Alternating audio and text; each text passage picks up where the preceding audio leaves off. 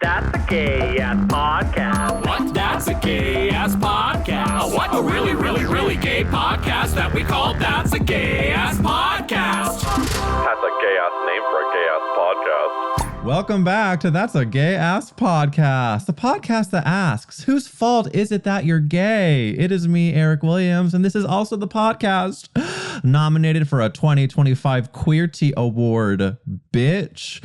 This is a big darn fucking deal. I believe this week is literally the 4-year anniversary of That's a Gay-Ass Podcast. We've done over 200 episodes, and this is the first award nomination, hopefully of many, but we're competing against like the big girls. We're competing against Las Culturistas. We're competing against Love It or Leave It, Very Delta.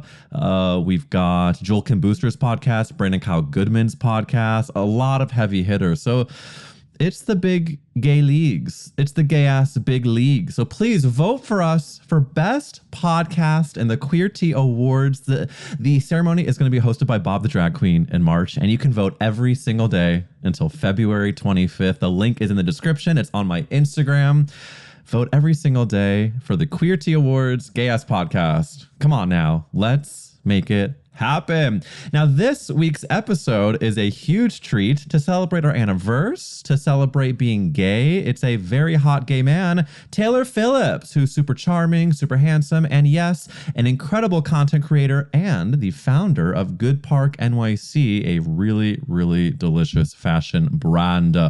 Now, before we go into his interview, I will give you a heads up that there is an amazing bonus episode on the Patreon with Anthony, also known as Cruise Ship 13, where he talks about being a bear in New York City and what goes down in those dark rooms at the bear parties. We also talk about many a delicious story. So go to the Patreon at patreon.com/gayasspodcast, where you'll find a lot of bonus episodes there and a lot of really good guests to come. Patreon.com/gayasspodcast, and it's only $5 a month. All right, y'all, let's get into this episode with Taylor Phillips, where we discuss being in a fraternity in college. And yes, I do ask if the boys at the frat house ever got down. I am a journalist. We talk about unsolicited nudes, the sexy women of Charlie's Angels. I do bring up his body hair. Sue me. We also talk about his marriage to his husband, Jeff. I ask how they fight, where they are in their parenthood journey, and more. So buckle the brunch up, y'all, because this is Taylor Phillips. You know, Taylor, we are all Midwestern transplants here at Gay Ass Podcast. Myself from St. Louis, Mo, my gay ass producer Nathanael, also from St. Louis, Mo, and you are a huge in Indiana gay. Yes. So let's talk before we like trash the conservative places we grew up in. Do you yearn for anything about the Midwestern life? Do you miss anything? What's your relation now to the middle of the country? It's so funny that you asked, because I spent this morning on the phone with both my mom and my sister. I give like weekly check-ins, you know, see what's up there, which is absolutely nothing. Nothing ever changes. But no, I don't miss home at all. I have like a ton of like love for the Midwest as a whole, but like where I'm from is just not where I want to be or where I ever really wanted to be. So I don't really miss it. I don't miss the fast food. I don't miss the stoplights every 5 seconds that last too long. I don't miss the conservative values. I just don't. You know what I don't miss is going to a grocery store with my gay husband and getting stared at just for buying cereal. And I don't think that obviously every Midwestern place is like that, but like where the schnooks that I would go to in St. Louis, wow, bitch, schnooks. I was standing there and this like, 65-year-old gray-haired man was just like looking at us like we were fully aliens, and I was like, baby, it's Cap'n Crunch. I mean, I don't know what to tell you. You're probably saying it because the sugar content is so high, but he wasn't expecting it from you guys. I really don't miss it. That's all I have to say. And I'm glad that you've embraced the New York City of it all. You sort of removed yourself from the conservative values and leading into your gay ass life. But I don't know if this is just me projecting, but it feels like you growing up in the conservative land of Indiana, do you think it like made you have more straight passing qualities because you weren't allowed to be queenie? Yeah, so I actually didn't realize that I was gay until college. Like I didn't realize, it's not that I was like in the closet. I was like, I mean, there was probably subconsciously a part of me that was withholding or in the closet, but my biggest thing about that was like I was just never exposed to queer people. Like I did not know any. I had one friend in high school who is like a dear, very dear friend of mine, was very out and like flamboyantly gay in high school. And like we were very close, but it still was never like coming to me in that way, just because I didn't see any gay people in the media, or very much like none where I was from that I related to. And so that was what took me longer to like come to terms with it, or at least like realize it. And then once I realized it was a pretty quick transition into being like, oh wait, like this is it, let's do it. I didn't really struggle with like being in the closet too long, because I was, 20 years old at that point. And so I was ready to get it going. I mean, I love that. We want to kind of shorten the period of like self-torture as much as we can. But as a, self-proclaimed gay journalist, I need to know if you are so sort of, we'll say the word repressed in terms of like not realizing your own gayness. You weren't even like doing a gay chat room. You weren't like watching vids that were considered homo. No, like I would have, me and my high school friends would hang out and we would be on, what was it, like chat roulette, but it was like my straight friends and everyone was looking for girls. And so it was like, I never really had that gay experience until later in life. And so that's why I feel like it just took me so much longer to realize. So it's like, I look back on those younger years realizing like there was clearly something that I wasn't realizing. And so that is not sad, but that's like the saddest part about it, is there was clearly something that I could have tapped into a lot earlier. And for whatever reason, I didn't, whether it was like an unaccepting environment, just like not feeling like I had that sort of queer community around me or anything like that. But I guess looking back now, I kind of looked at it like, what would have been the purpose?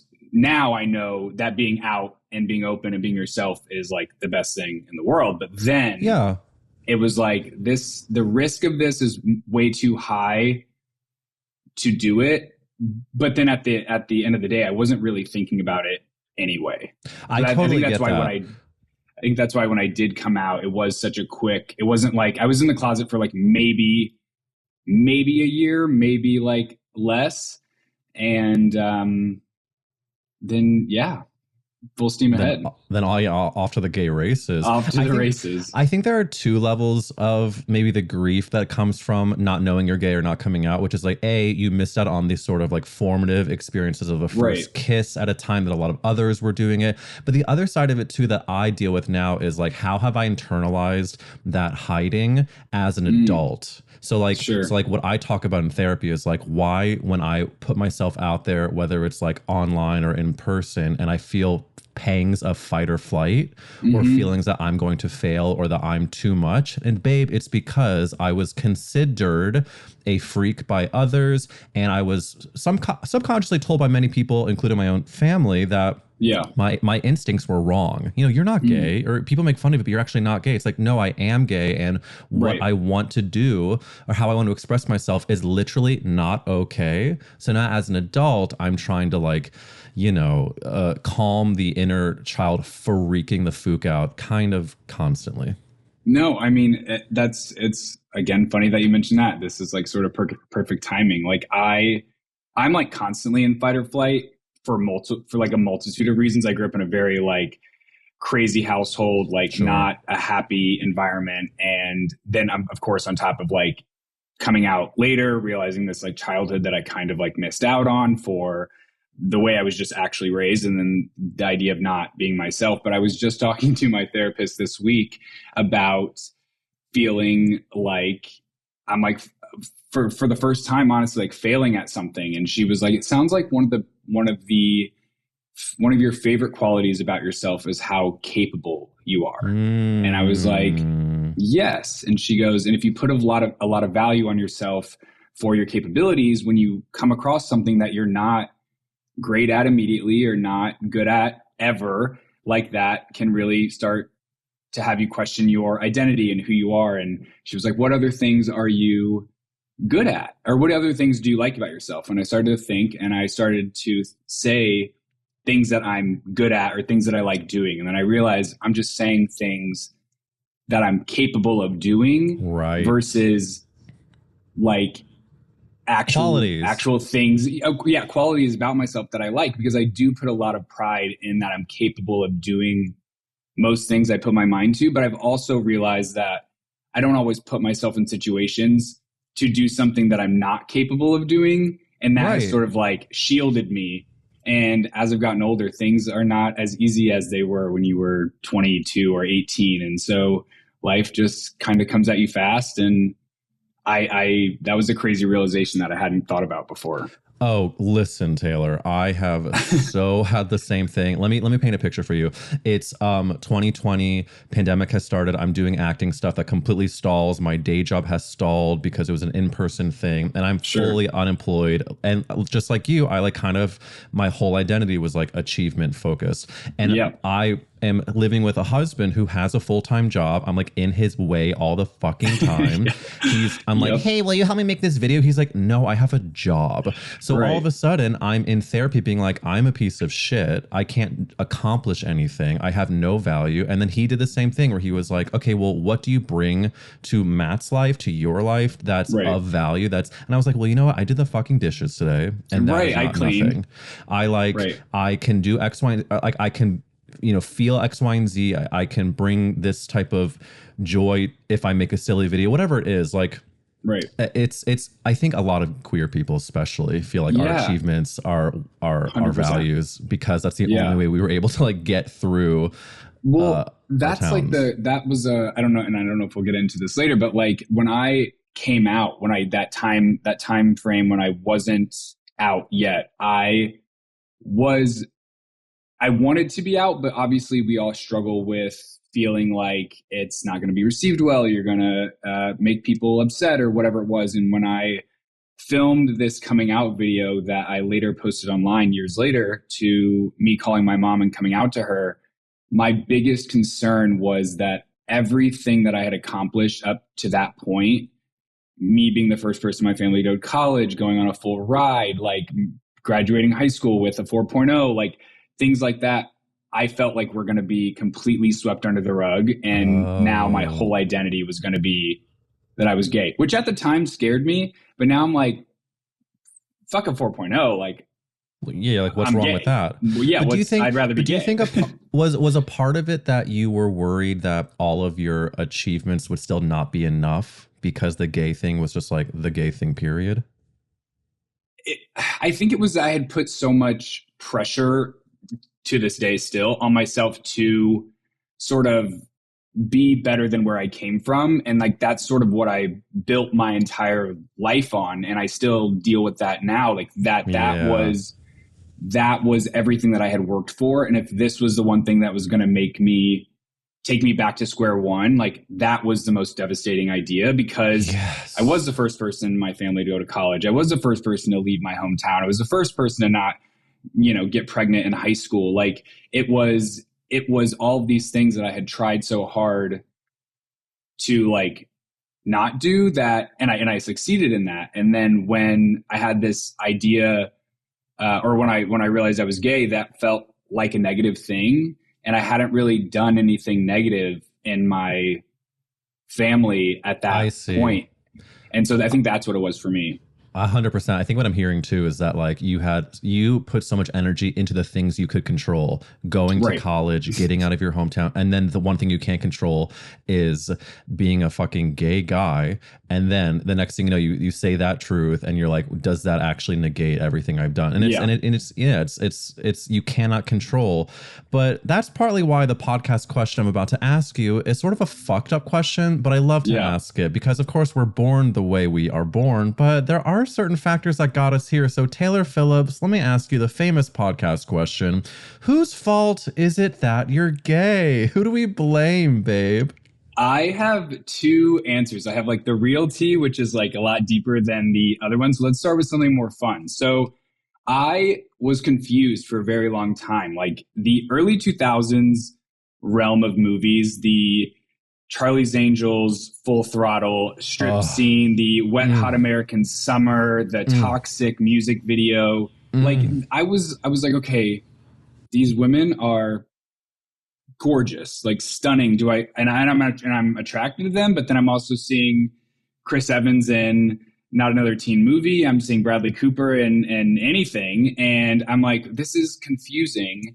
And so that was like those like gay awakenings were part of it, but then I also had these like very straight awakenings as well, where I'm like, do I want them or do I want to be them? And yes, I think porque no los dos, you know what I mean? Like, why not both? And that was that. But then Taylor, are you a little bit bisexual? Is that what we're learning? I would say so.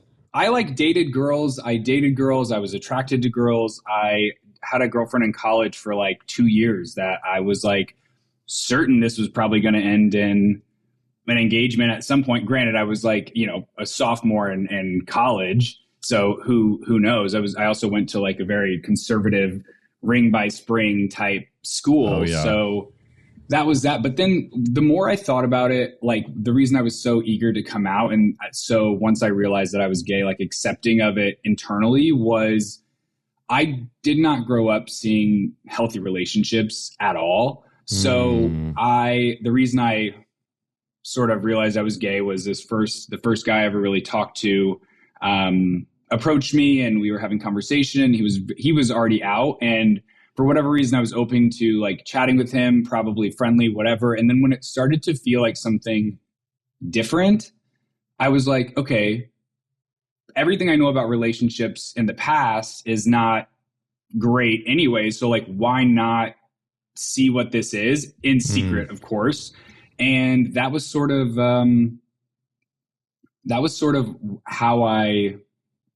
that's what made me gay.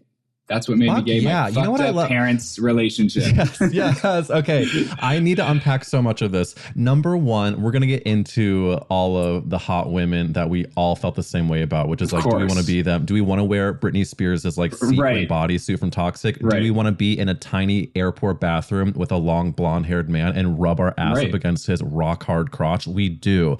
But what I love about the whole idea of you seeing how it was feeling with a guy and it felt different is what it kind of sounds like is you're like, oh, wait a fucking minute. I can rewrite the rules of like bad relationships, go with a guy and see if I can actually create a reality for myself that feels healthier, hotter, more balanced. Like, I think that's in a way the gift of being queer. It's just like, we don't have to repeat the fucked up patterns that a lot of straight people have done, whether it comes to like, I mean, it could be anything. It could be like the way we just live our lives, period.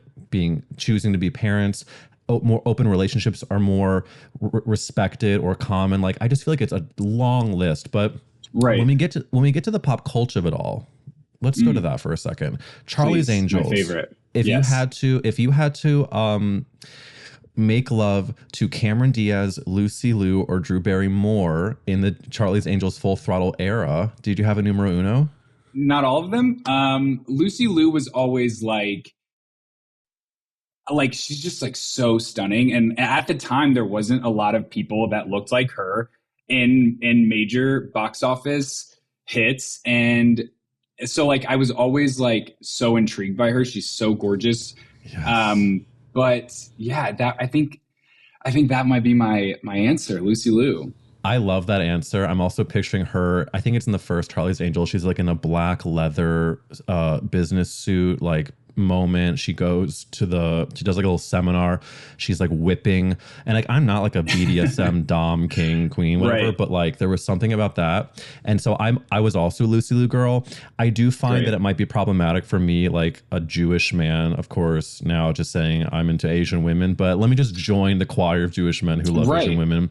We love her. I think Cameron and Drew are both also hot, and you're right. Why pit women together when we can just have a delicious foursome with one gay man and Demi three Moore women as well? Like, iconic. I'll say we were just talking last week in the gorgeous episode with Lisa Rinna about how Demi Moore, we hope she gets the Oscar. We hope that, she has this moment that she deserves. But I think that it's also interesting when we talk about your trajectory of like, okay, Indiana, you went to IU, is this correct? I went to a very small high school, like 150 kids, probably 75 of them went to IU. And being the first person to go to college, I didn't have a lot of guidance, like where to go, what to do. I had a full ride to the Kelly School of Business, which was like a major achievement. My brother went to the Kelly. Yeah, that's a big deal. So that was like great. But then I got there, I was there for honestly like the first semester. And I was like, I wanted to use college as a way to like get away and to like sort of like figure myself out and learn about myself. And at the time, just being so young and naive about what college was like, I actually transferred schools. So I graduated from the University of Mississippi, which is probably why it took me so long, even longer to come out. Had I stayed at IU, I don't think that it would have taken so long. But going to school at an SEC, like super Southern, super conservative school, whatever wasn't being repressed was definitely repressed by that point. Well, now it's like, first of all, my heart goes out, and I'm trying to send good vibes to that younger version of you. But because I'm also, a nasty fucking freak, did you ever witness frat boys making out or something gay happening? No, BTS? like that was so funny because when I came out, like that was, I mean, there's plenty of categories that are in that realm for everything. And so I went through Rush. I rushed to fraternity. I was in it. I was like Jesus. Frat star, like all of it. And it was like not hot at all. Like at all. They never played Ookie Gookie Cookie or whatever the fuck. They're not coming on cookies. Yeah, no elephant walk, no cookies, no, no, like literally nothing. And it's so funny looking back because I was like, damn, I wish there was something. I wish I heard something. Yeah, and I'm sure the guys were hot enough that it would have been an enjoyable visual at least. Not the parties I was at, not the basements I was locked in. So well, I'm glad that you survived the basements and that you eventually made it to Nueva York, where you're living this proud gay ass life. Now, I need to, of course, bring up something that is really, really inspiring, which is that you've started, in addition to like a really incredible influencing career, you have this new fashion label, Good Park, that is talk about the Kelly School of Business. You're living your entrepreneurship dreams. There's something that I find about the actual fashion and the pieces that you have. It's very like masculine, relaxed. There's a really hot picture on the site of like a hairy thighed man wearing tall tube socks. Is that horniness baked in on purpose, or am I just a freak? No, I think I definitely wanted to, because I don't know if you can hear that siren, sorry, but the brand started in 2022 sort of as like merch for my influencer stuff. I had obviously shared my coming out stories. I've built a really amazing community online. And so as any influencer does, you launch merch. And at the time, it was really like motivational quotes, things that my mom said to me when I was coming out, or like, mantras of life. And it was super successful. And then as that grew, I knew that I wanted it to turn into like a full-fledged brand. And so 2023 sort of took a break, found new manufacturers, and developed all these custom new products that I launched with. And so the real basis of the brand is my followers, who are predominantly queer men between the ages of 18 and 60. I don't know. They're all over the place. So like, shooting this campaign, I definitely wanted to like sprinkle in some homage to the crowd. The homage to the crowd, which is just like a hot, hairy thigh. I think that it's obviously very smart and it worked on me, but there's something about you that, of course, I'm genuinely a huge fan of the fashion sense that you have been able to put out in your content, the relatability of going from the Midwest to living this like big gay life, you and your husband having this gorgeous wedding. But something that is also a huge admission for me that I hope is a safe space to say is that you do not shave your body. And as a hairy man who used to hate my body hair, that was something that I really appreciated about you as someone who is like, you know, you're influencing styles, like giving aspirations. So like, have you always been a hairy king that embraces the fur? What's the journey? So before I speak, I will say Eric did bring up the body hair. It was not me. So we'll start there. Do people give you shit for bringing up body hair? No. I listened to your podcast. There was like a podcast was it Gus or someone where it was brought up, and I was like, that's so funny. So I love my body hair. Like, it's not an issue to me. Jeff prefers it to be not as long as it can get, but to me, it doesn't. It's part of me. I like it. It doesn't bother me at all. But yeah, it's funny that you mentioned that, because the comments I get online, there's like, it's really split. It's like, it's people love it or they hate it. When I shave or trim or anything, I get DMs or comments from these, like, they're not even bot accounts. They're like older men who, you know, have like the Paris filter over and I mean Paris by like the Paris flag, like the 2016 Facebook filter thing. That's very niche. And they're like, don't shave. Furry is better. Like, stop shaving your chest. I'm like, look, it gets long. It gets long. It needs to be managed. And I'd rather cut it, like, you know, short, let it grow for a couple months, and then do it again when I need to. But I love it. And it's so funny that people have like different, it's part of my body. Like, what am I going to do? I'm sure it's very divisive when you do anything to it, but it's also like a testament to what you've talked about with being a person that has grown a big community, which is, again, a great thing, but it comes with the pitfalls, which is like you can literally trim your body hair and then get 20, 50, 100 comments from people making a statement. Right. Do you like worry if you ever trim your body hair what the comments are going to be? I don't really worry about anything anymore in terms of that. Like, I feel like I've been doing influencer content creator thing full time for almost 8 years at this point. Like, there were times when it was, you know, when I started when I was younger, where it was, I cared so much about what people perceived or thought or whatever. Yeah. And I played into that a lot. And then as I've gotten older and just started sharing more of our actual life, like, that's where the real community comes in, is being as authentic as possible. And so, like, if that means I talk about shaving my chest or not shaving my chest, that's part of it. But yeah, it used to be a lot worse. It used to be I cared so much more about what these like parasocial relationships sort of viewed me as, and I just care less now.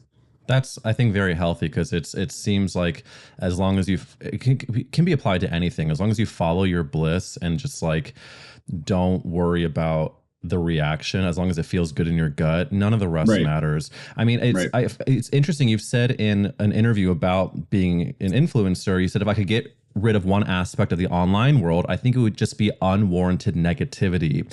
You say, of course, it's the internet. You kind of open yourself up to it, but you also say that I never knew that me being myself was such a hindrance to anyone living their life. You also say that you could also, if you could get rid of one thing, it'd be the unsolicited nudes. What happened to hi, hello, how are you? Are we still dealing with unsolicited nudes? Oh my gosh, every day. Ugh. Every day. And it's like, the funny thing is, like, look, if you're going to send something, if it just says photo, I probably know what it is. I'm going to open it, like, obviously, but I'm not responding, and I don't want to see it. But if you're going to send it, like, it's there. I like my inbox to be clear. You know what I mean? And maybe it's a Venmo request or a sent of $100. I'm going to open it to see if it's money. Is it cash? Is it a nude? Regardless, because I want my inbox to be a zero. And but then I just like, I just feel like I don't need to see that. I'm married. I don't know you. I don't know, like, what is the goal? I think it's probably photos in return is what people are looking for. And it's just not my style. It's very interesting, the parasocial relationship. You must really deal with it in big ways. But it's also like we toe an interesting line as gay people, I think, as gay men specifically, which is that we are proud of our sexual nature. We are proud of who we are. But we're also men who are like, men are pigs. Right. No, totally. And I don't knock anyone. No, I knock someone who sends unsolicited nudes without a single no reciprocity.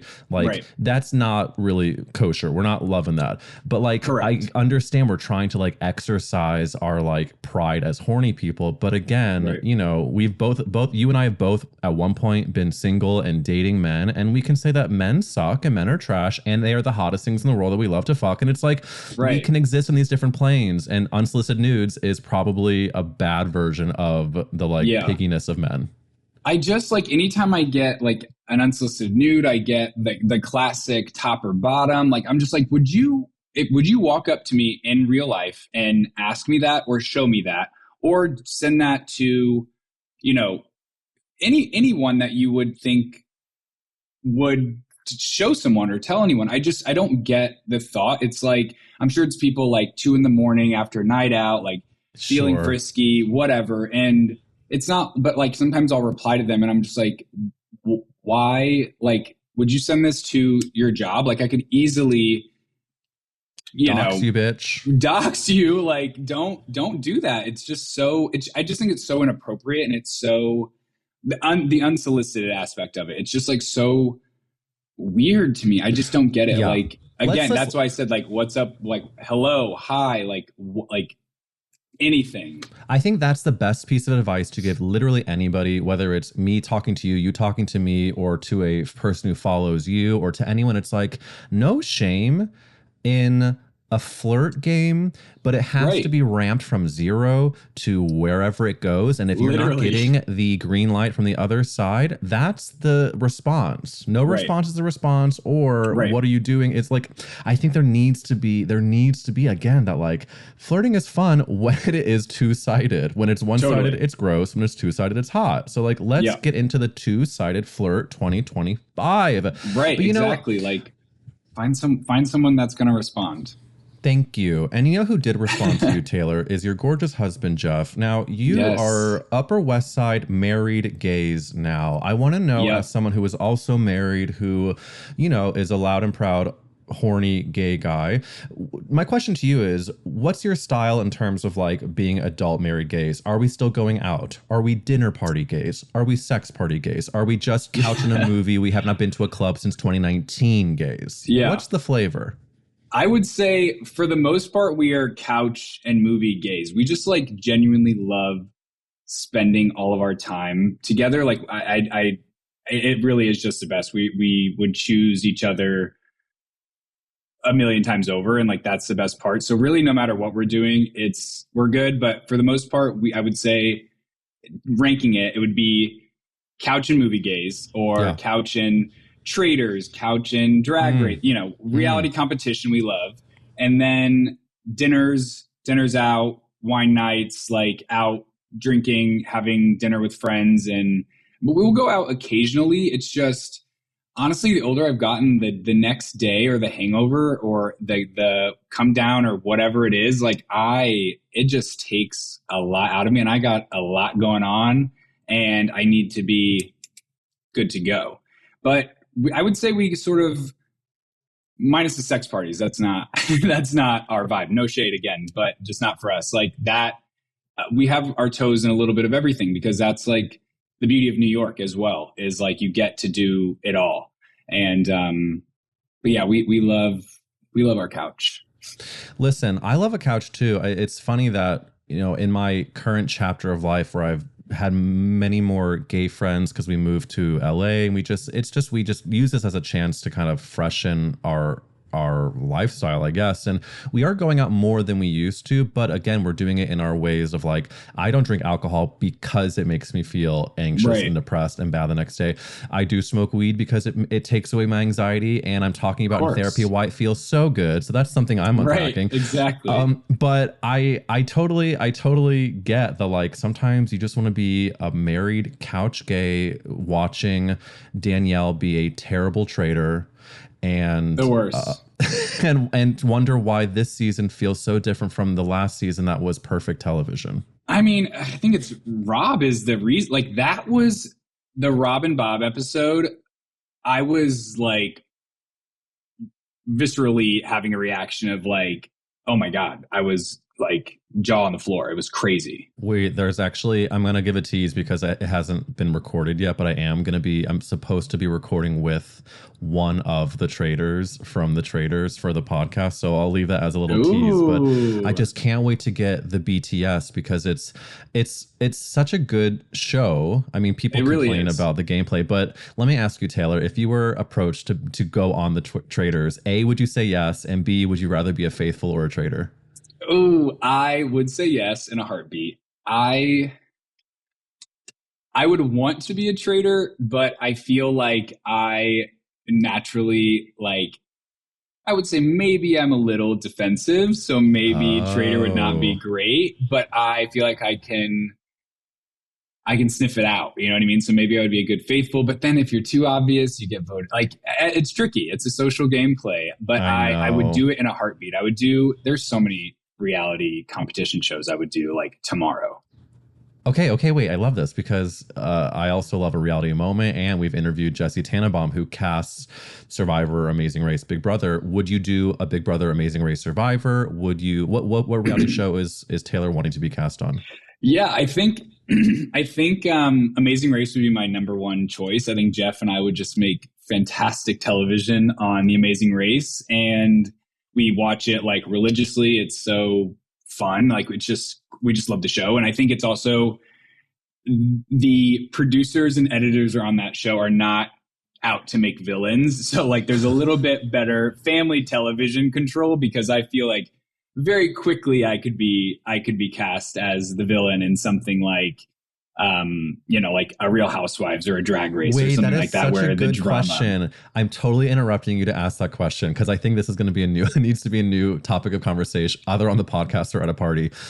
Okay, you get the villain edit. We all have villainous qualities about ourselves. Yes. Mine would be, they probably edit me to be like, can't stop talking. Definitely like a Kyle Richards. I'm very neurotic. I'm always washing my hands. Hypochondriac. Yeah, I think that might be my villain edit. And I'm sure people listening or my fucking husband will tell me the 10 other things that I would be edited as. What is your villain edit, Taylor? What are the qualities that would be zoomed in on?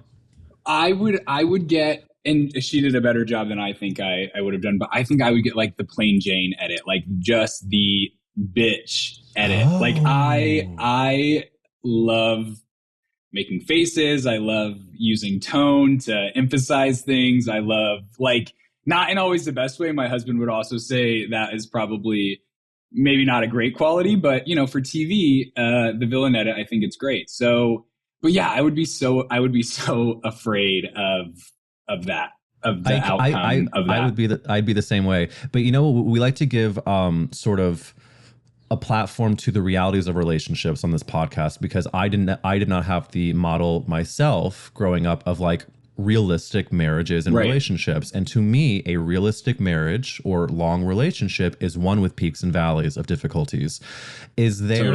So when you and Jeff have a disagreement, are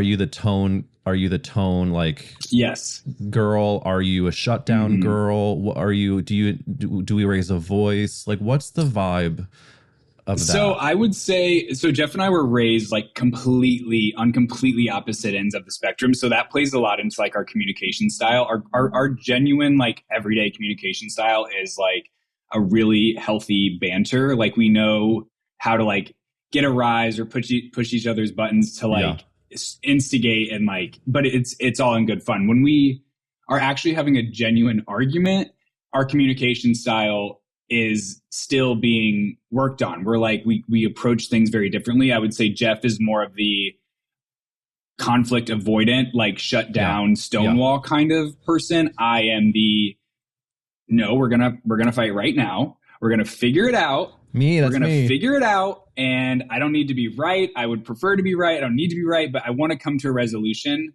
And that's always my goal. But I know that the way that I speak and the way that I say certain things sometimes is not the best way for him to receive it. But I also grew up in a household where like everyone had an attitude. Everyone was yelling. Everyone was always like on edge, hence the fight or flight. And I've never chosen flight in my life. So the only option that would be the real T. Yeah. The fight. No, you and I are so similar in that way. That's really refreshing to hear because I'm the same way. It's like I think because we are probably very good at accessing our feelings pretty immediately, we want to have that moment now. Whereas maybe the Jeffs and the Matts are like, can you give me a fucking minute? So literally. And we're like, but why do you need the minute? Because I know what's I'm feeling and I know how 100%. It's the reality of dating. It's like you're coming from two very different backgrounds and it's a beautiful journey and a difficult one. Yeah. Now, I do want to get into another topic that is important, which is, of course, the idea of parenthood. You and Jeff had a really great YouTube video kind of chronicling first that you were deciding to do IVF, then back at this point, I think a few months ago, you posted that you were able to get a bunch of eggs from your egg donor and then two genetically viable embryos. And you were sort of talking about the heartbreak of how difficult the process is. Of course, it's a big deal emotionally, financially. And I'm someone who is very overwhelmed by the logistics of even just thinking about being a parent as a gay person. So do you care to share where you're at in that process, either in the actual IVF process or just emotionally where you stand? Yeah, happy to. So we started about, at this point, like 2.5 years ago. Like, I mean, to start, I'll say, like, I genuinely feel like my purpose in this life is to be a dad. I've said that from the beginning. I just like have such a nurturing mentality towards children. And I really want to like build this family that I didn't have and be able to instill values that are good and show a healthy relationship and yada, yada, yada. So we started the process of IVF about 2.5 years ago. We ended up finding an egg donor last year and went through the process. Again, like you said, extremely taxing, both emotionally and financially. And the thing with IVF is there is simply no guarantee. Like there's no guarantee. And that was something we came to realize. We knew it going into it, but you never think like, oh, well, you always think you're going to get sort of what you want. And we didn't. And so after we spent the money, after we went from 26 eggs that were retrieved to 2 viable embryos, we wanted to have 2 kids. So we would have to have 100% success rate for each transfer, which is not the going rate these days. Right. And so it was just a lot. And we decided to take a break because we had always anticipated on doing the egg retrieval part first. Yeah. Getting that portion out of the way, recouping some of that investment or that money, and then doing the surrogacy journey when we were ready. And so we're still kind of in that. But I think initially when we had started, we were thinking that this year we would be pregnant or have a kid, which is so crazy because life has drastically gotten busier and in the best way. Like we're both super busy. We've been traveling a lot. We've both been working on our own projects. And so I think right now we're still in the same spot as the last video, but moving forward, I think we're going to do another round of egg retrieval for better odds. We still have the 2 that were the 2 genetically viable embryos, and then we'll just do it again, hopefully for more, and then we'll cross that bridge when we come to it. But it is so emotionally taxing that we genuinely just took like a massive step back where it wasn't even something we were talking about anymore. Like we just like stopped because I think sort of what we talked about earlier, like I like to be in control. I like to have my hands in things that I can control the outcome on. And that is something that you just have absolutely no control over. And it's such a beautiful thing too, because it is the human body. It's science that like we're so grateful for, and the ability to even be able to do this at all is amazing. Right. But it definitely comes with its valleys of emotional despair, I'll say. Well, you're right when it comes to the idea that you talk about in therapy, which is that you like to really focus on the things that you can excel at. And then when you all of a sudden put not only your heart and dreams into something, let alone tons of fucking money. Right. To let the result be something that you have zero control over. It's, I mean, I know this is not at all the same thing, but I do identify with like the big life-changing decisions. Matt and I were looking at houses because our dream is to be able to buy a house one day. Right. And we looked at one, we put an offer in on one. Of course, our offer was not accepted because someone went $3 gajillion Right, over ours. right. And then we were just like, you know what?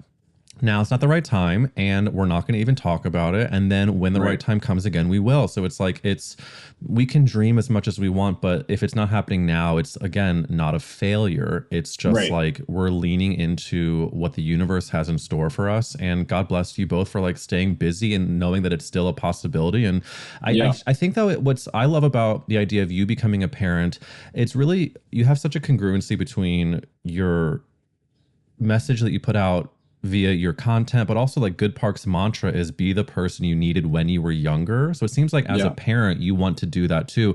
What is something that you want for your future child that you did not have as a child? Oh gosh. There's a long list. Stability.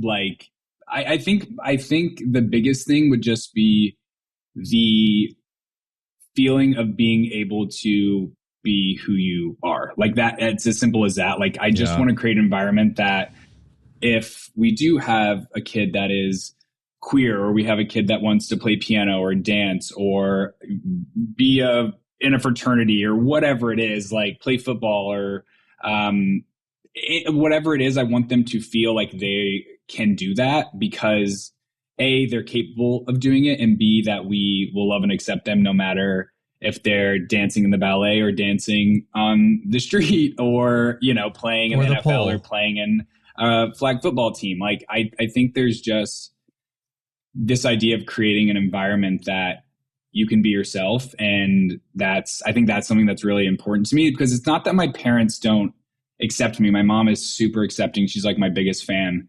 But growing up, I didn't have that environment to, you know, make me believe that I could do whatever I wanted. That was totally self-motivated. And I made myself believe that I could do whatever I wanted. And it was a lot harder, and it took me a lot longer. And with less support, you don't feel as confident in your decisions all the time. And so to be able to give our kids that sort of experience that we've both lived, like you said, Jeff and I both have come from very different backgrounds that I think make a perfect match for raising a family. Just like allowing them to be whoever they want to be and supporting them in that.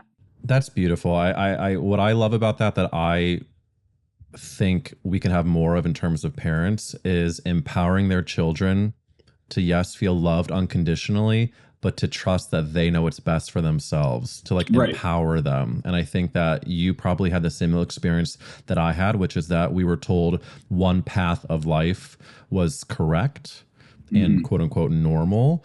And it's actually okay to go down a different path as long as you are living your bliss full of, you know, respect and passion and blah, blah, blah. So I'm totally in love with that answer, and very, very excited for what the future holds for you and Jeff. But sadly, we have to get to the final podcast question, Taylor, which is, let's do it. If the world was ending, you could only save one character actress, who would you save? Okay, so I have character actress was defined as someone who's worn a wig, correct? Is that's the thing? So my first answer, no wig comment, would be Jessica Chastain. She chooses to, you know, rock that natural, gorgeous red hair. Like she's my favorite of all time. Like, she's just so stunning. She's such an incredible actress. She's like so well spoken. She's just overall amazing, but she doesn't wear that many wigs. Well, I will say that. Well, Tammy Faye. She has the Tammy Faye, and also my first entree to Jessica Chastain was in The Help. She played that like slutty country girly who ended up like, having a lot of drama llama and getting wasted. Like, I feel like that was like a character actress performance because she was larger than life and she was very vulnerable and raw. So I think she's a character actress. Okay. If anybody listening wants to disagree about Jessica Chastain, we love the discourse, but I'm going to say it's a gorgeous answer. However, you want to give me a wig answer as well, it seems. I just because I was trying to do my homework and I was trying to make sure I came prepared. So I love it. I feel like the obvious answer is Nicole Kidman. I don't know anyone that wears more wigs than Nicole Kidman. Good, bad, ugly, whatever. But since that's like a really obvious answer, I think I would say Sandra Bullock has a really special place in my heart as well. I mean, from Miss Congeniality to Blindside to Bird Box. I mean, come on. She's a legend. I do think that Sandra Bullock in Miss Congeniality made me gay. And there is something about, I mean, in that movie, she's basically doing drag because she's going from like butch tomboy, sort of not a single skincare regimen to beauty queen. I feel like we as gay boys probably really attach ourselves to like the glow up. I love a makeover. I love a montage. And that movie is about sisterhood. That movie's about, there's a lesbian beauty queen from, I think she's New York. I'm going to shout out all the lesbians. There is the Rhode Island crazy girlina. Yeah, I think that movie for me and Sandra Bullock absolutely has made me gay. And it's a character actress worth saving. I absolutely love all of them. The first one is just like unmatched though. She's amazing.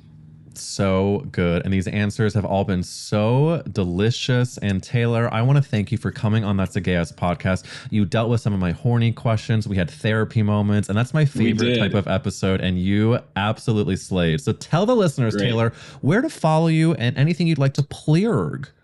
You can follow me on Instagram, TikTok, YouTube, Taylor J. Phillips, Taylor and Jeff on YouTube. And then something to plug. We have some really fun gay ass things coming for Good Park this summer. So get your towels ready and get ready for the beach. And that's all I'll say. Fuck yeah. Taylor, everyone is going to see those links in the description. Thank you for coming on That's a Gay Ass Podcast. Stay gay and stay hairy, or as hairy as you would like to be on this day. Perfect. Thank you so much for having me. This was fantastic. Thanks for listening to That's a Gay Ass Podcast. If you enjoyed this episode, tag us on Instagram. I'm at Eric Wills. The podcast is at Gay Ass Podcast. And while you're there, vote for us for the best podcast at the Queerties Awards for 2025. That link is in the description. It's on my Instagram, and you can vote every single day until February 25th. Please, we want to make some gay ass herstory. I'll see you over at the Patreon for bonus episodes at patreon.com/gay-ass-podcast. And just like a little warning, don't listen to it on speaker. It's literally just like talking about fucking. It's fuck conversations. Anywho, patreon.com/gay-ass-podcast. You'll find that there. And I hope you come back next week for another gorgeous gay ass guest. And y'all, do me a favor and stay gay. Bye. You've been listening to That's a Gay Ass Podcast, hosted by me, Eric Williams. If you want to see and hear more, make sure you're subscribed to us on Instagram, TikTok, YouTube, Spotify, Apple Music, or Patreon at Gay Ass Podcast. That's a Gay Ass Podcast is executive produced by Eric Williams and produced by Nathanael McClure. We'll see you next week.